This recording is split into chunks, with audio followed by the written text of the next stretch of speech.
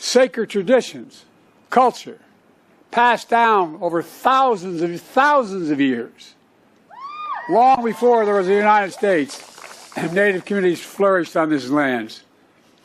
They practiced democratic government before we ever heard of it, developed advanced agriculture, contributed science, art, and culture. But eventually, the United States was established and began expanding, entering treaties with sovereign tribal nations.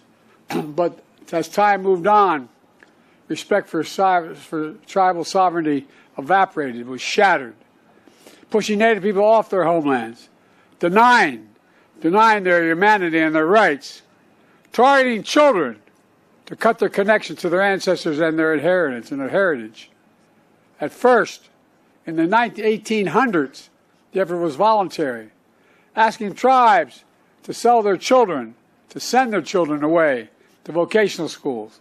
But then the federal government mandated the removal of children from their families and tribes, launching what's called the Federal Indian Boarding School era.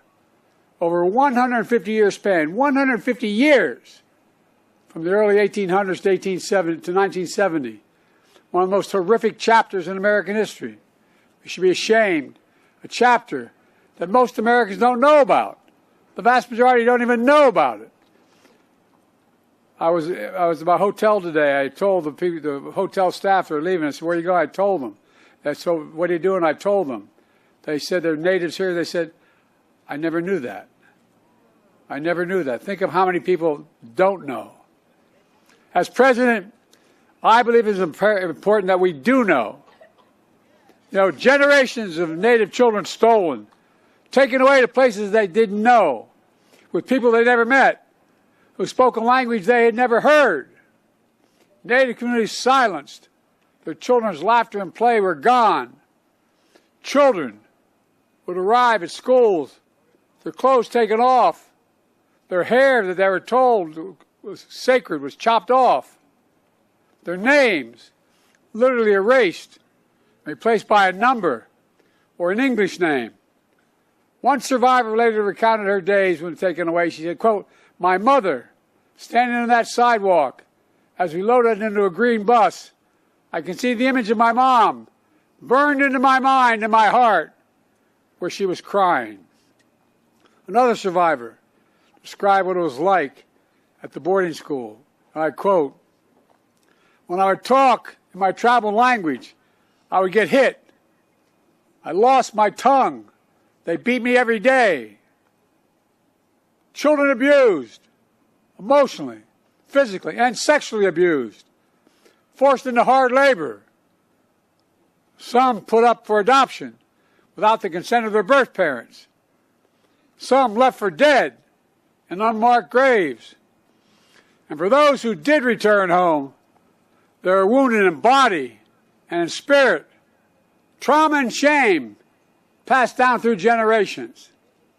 The policy continued even after the Civil Rights Act, which got me involved in politics as a young man, even after the Civil Rights Act was passed in 1964. It continued. All told, hundreds and hundreds of federal Indian boarding schools across the country. Tens of thousands of Native children entered the system. Nearly 1,000 documented Native child deaths, though the real number is likely to be much, much higher. Lost generations, culture and language, lost trust. It's horribly, horribly wrong. It's a sin on our soul. I'd like to ask, with your permission, for a moment of silence, as we remember those lost and the generations living with that trauma.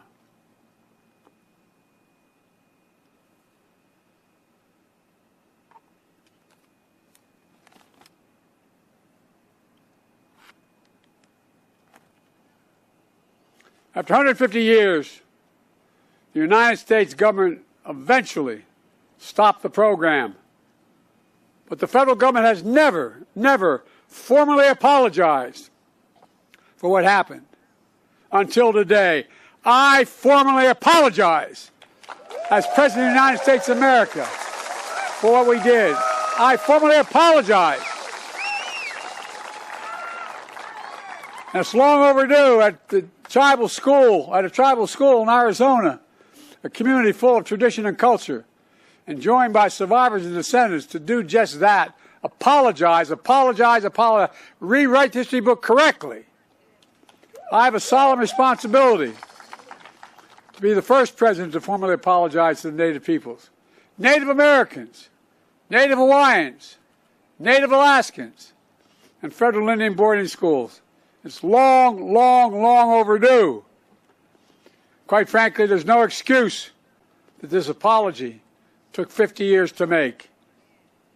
The federal Indian boarding school policy, the pain it has caused, will always be a significant mark of shame, a blot on American history.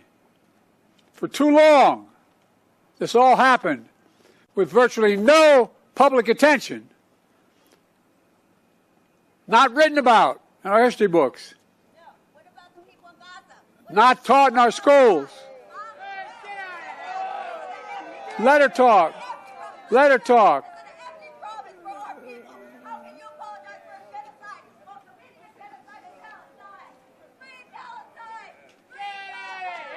Oh, no, let her go. There's a lot of innocent people being killed. There's a lot of innocent people being killed, and it has to stop.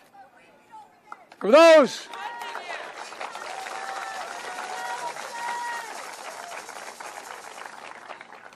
who went through this period, it was too painful to speak of. For our nation, it was too shameful to acknowledge. But just because history is silent doesn't mean it didn't take place. It did take place. While darkness can hide much, it erases nothing. It erases nothing. Some injustices are heinous, horrific, and grievous. They can't be buried, no matter how hard people try. As I've said throughout my presidency, we must know the good, the bad, the truth of who we are as a nation. That's what great nations do. We're a great nation. We're the greatest of nations. We do not erase history. We make history. We learn from history. And we remember so we can heal as a nation. It takes remembering. This formal apology is a culmination of decades of work by so many courageous people, many of whom are here today. Survivors and descendants, allies and advocates, like the nation's Native American Boarding School Healing Coalition. And all of you are part of that. Stand up. Stand up.